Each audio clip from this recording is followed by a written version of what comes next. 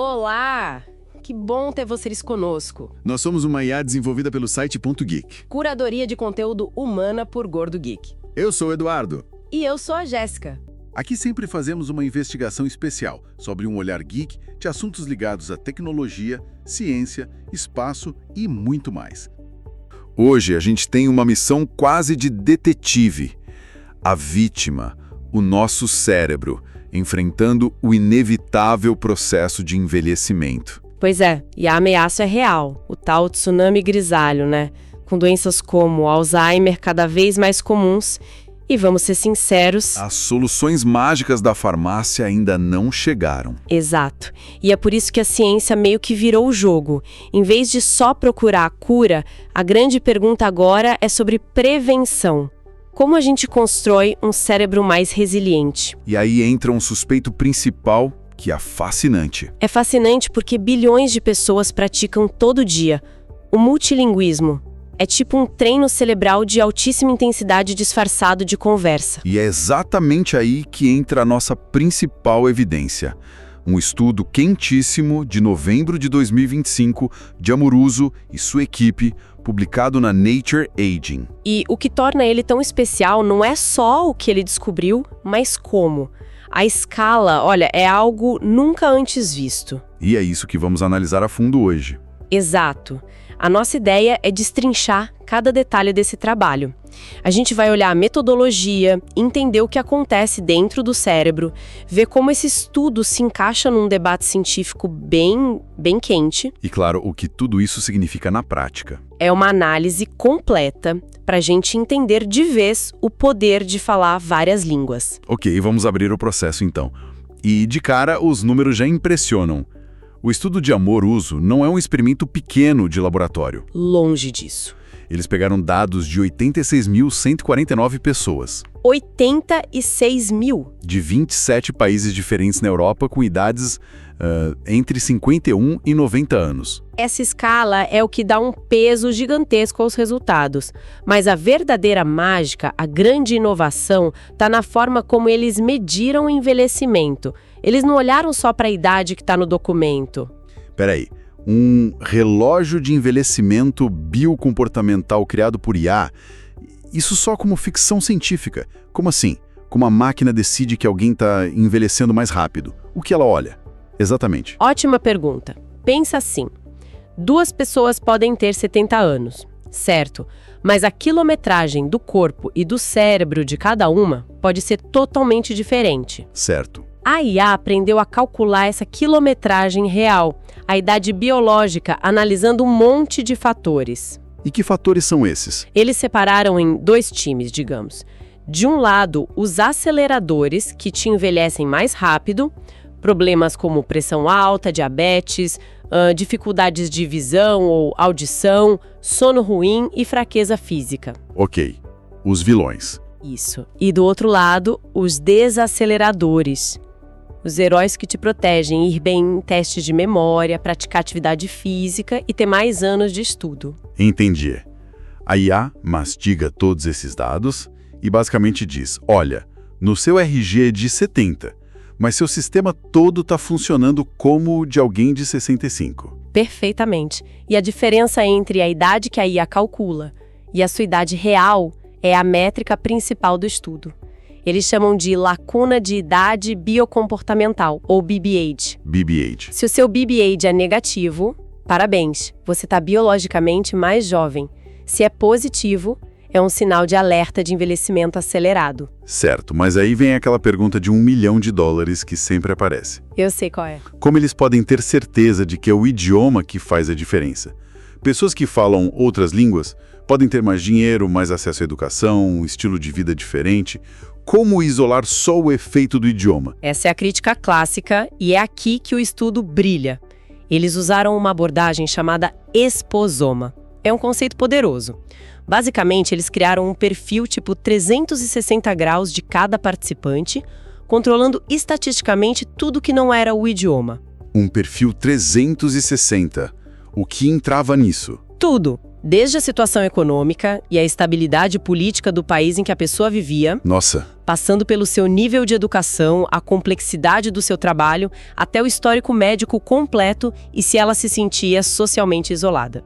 A ideia era colocar o multilinguismo, tipo assim, sozinho numa sala para ver seu verdadeiro efeito, sem interferências. toda essa metodologia com o esposoma é impressionante, mas no fundo a pergunta que não quer calar é, depois de controlar tudo isso, o multilinguismo ainda fez alguma diferença?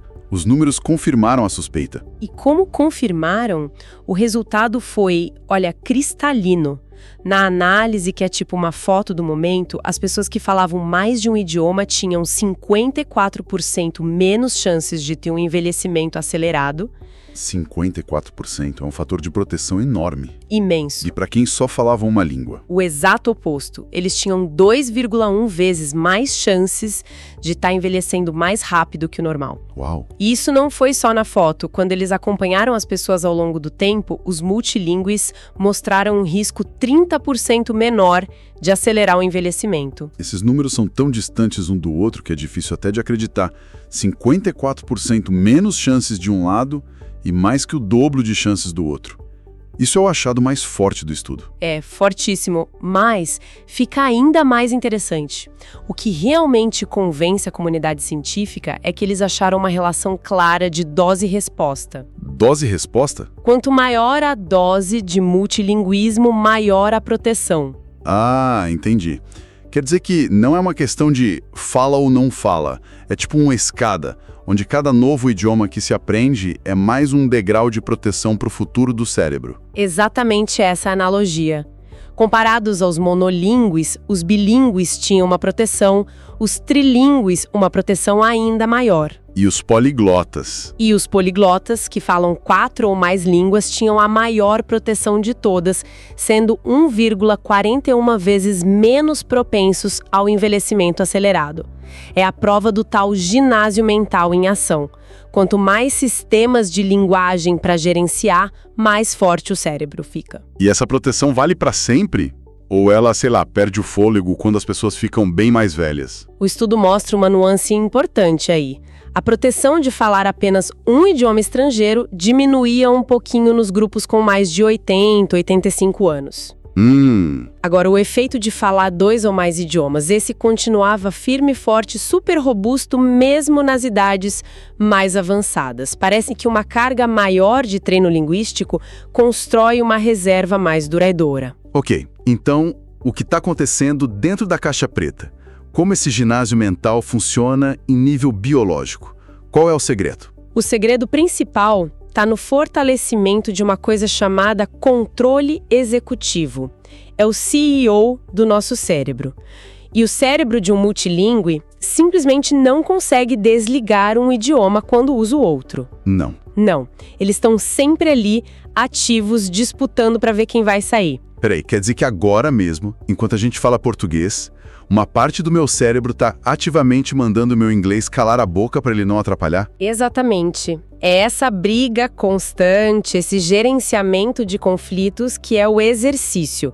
E essa tarefa de inibir um idioma e selecionar o outro fortalece áreas-chave como o córtex cingulado anterior e o córtex pré-frontal. Certo. E o pulo do gato é que essas áreas são de domínio geral. O que significa domínio geral? Significa que elas não servem só para a linguagem. Elas são as mesmas que usamos para tomar decisões, focar a atenção, planejar o futuro. E não comer o pote inteiro de sorvete. E não comer o pote inteiro de sorvete. Ou seja, ao treinar essas áreas com idiomas, você está, na verdade, fortalecendo todo o seu sistema de autocontrole e foco. É um treino cruzado para o cérebro. Certo, essa é a parte do software. Mas e a máquina em si? A estrutura física, a fiação do cérebro? Tem mudança aí também? Tem, e muita. A fiação, que é a substância branca, também sai ganhando. Imagens do cérebro mostram que a fiação dos multilingües é mais saudável, mais bem conservada. Como assim? Pense nas grandes autoestradas de informação do cérebro. Aquelas que conectam a frente com a parte de trás, a grande ponte que liga os 2 hemisférios. Sei. Neles, essas vias estavam mais íntegras, como se passassem por manutenção regular. A teoria é que esse gerenciamento constante de idiomas estimula as células que cuidam do isolamento dos fios, mantendo a comunicação rápida.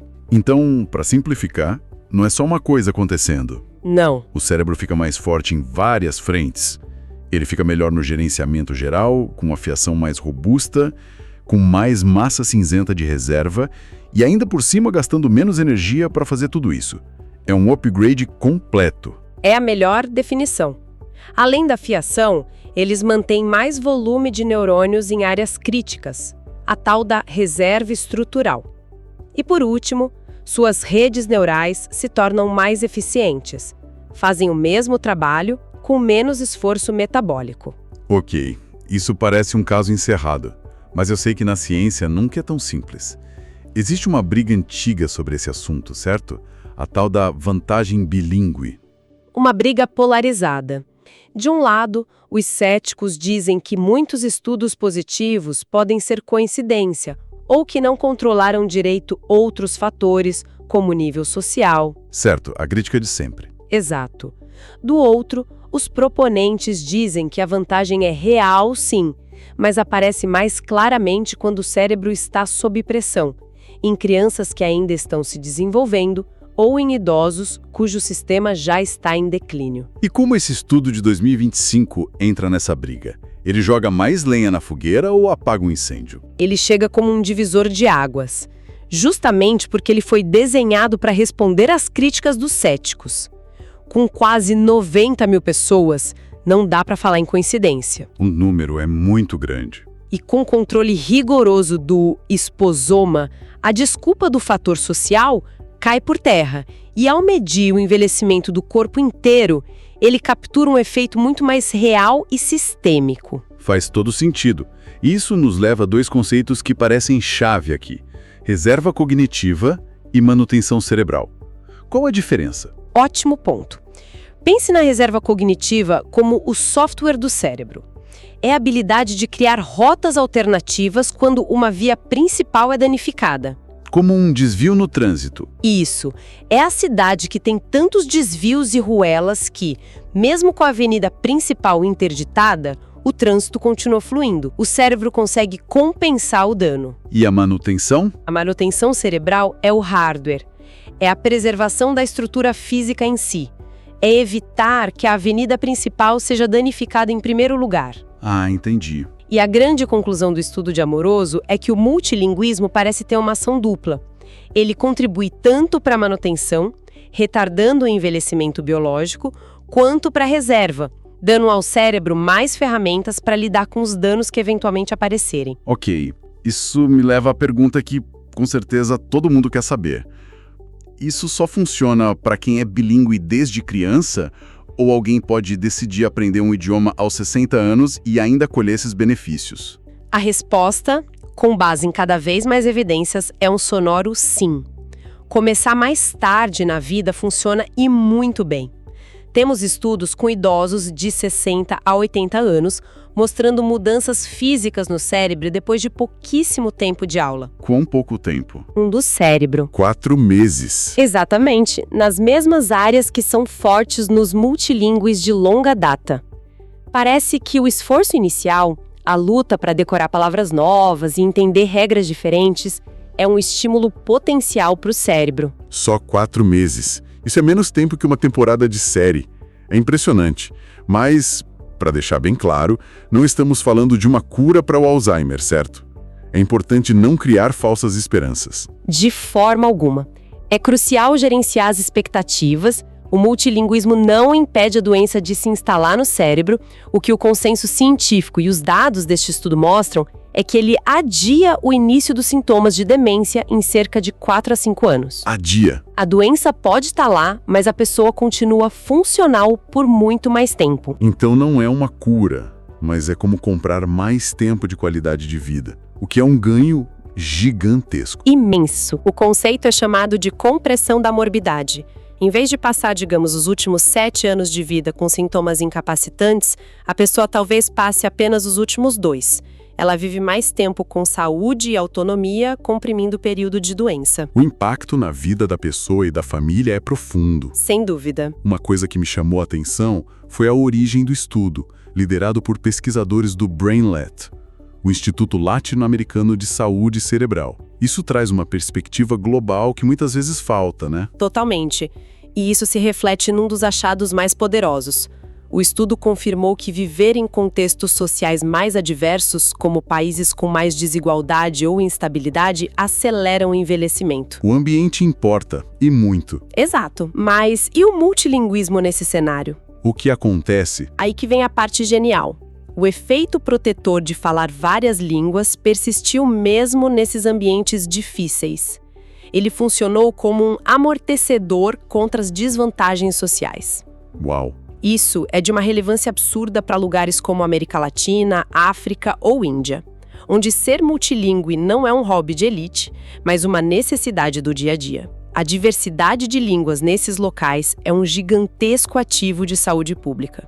Quer dizer que o multilinguismo é quase como um superpoder que funciona até em cenários mais difíceis. Uma proteção democrática. Exatamente. É um fator de resiliência que a pessoa carrega dentro de si, independentemente do que acontece do lado de fora. Ok, então para quem está nos ouvindo, quais são as recomendações práticas que a gente pode tirar disso tudo? Para políticas públicas, a mensagem é clara. Subsidiar cursos de idiomas para idosos deveria ser visto como uma intervenção de saúde, como vacinação ou campanha antitabagismo. Faz sentido. Nas escolas, o foco deveria ser menos em decorar regras e mais em praticar a troca ativa entre as línguas, porque é aí que está o exercício cerebral. E, claro, valorizar e preservar as línguas de herança em comunidades de imigrantes. E para o indivíduo? O que cada um pode fazer? O recado é simples. Primeiro, comece agora. A idade não é barreira. O maior benefício vem justamente do esforço de aprender.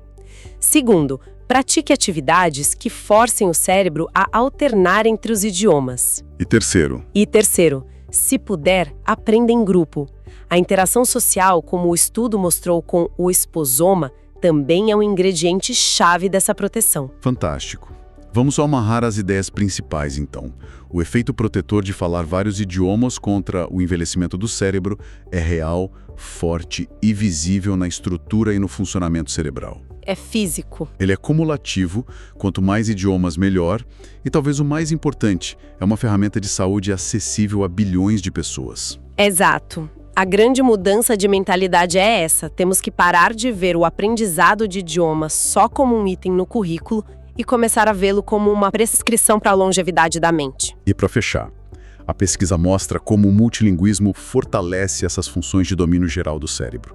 Isso abre uma porta para uma questão intrigante, não abordada diretamente nas fontes. Qual? Se esse treino cruzado fortalece tanto o córtex pré-frontal, será que ele também poderia criar resiliência contra outras condições que dependem dessa área, como certas formas de depressão ou ansiedade, onde o controle cognitivo e a regulação das emoções são tudo? É uma nova fronteira a ser explorada.